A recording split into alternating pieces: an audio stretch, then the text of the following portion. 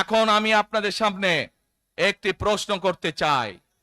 এইখান থেকে আমার সামনে যারা বসে আছেন, এর মধ্যে থেকে মুরব্বী যারা বসে আছেন, ওমরা বা হজ করতে গিয়েছেন, এরকম একজন হাত তুলেন। ওমরা বা হজ করে আসছেন, একজন মুরব্বী মানুষ, ওই যে লাল টুপি পরে বসে আছে, রুমন নিয়ে আসো তো ওনাকে।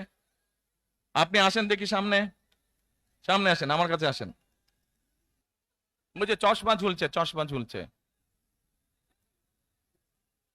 বসেন, আপনারা বসেন, উনি এখনই মঞ্চে উঠবে, আপনারা সবাই দেখতে পারবেন কে মানুষটা।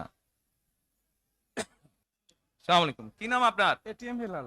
ওই এইদিকে বলেন, এদিকে। এটিএম হেলাল, বাড়ি কই? সুনামগঞ্জ। বাড়ি সুনামগঞ্জ। সুনামগঞ্জ কোথায়? শান্তিগঞ্জ। এই সুনামগঞ্জের মানুষ আছে এখানে?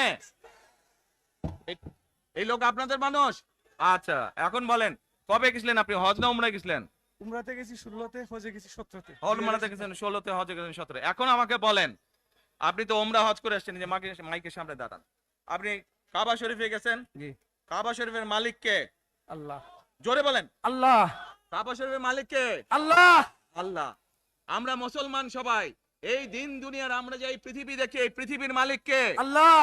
এই সূর্য নক্ষত্র যা দেখি তার মালিক কে? আল্লাহ। বেহেশতের মালিক কে? আল্লাহ।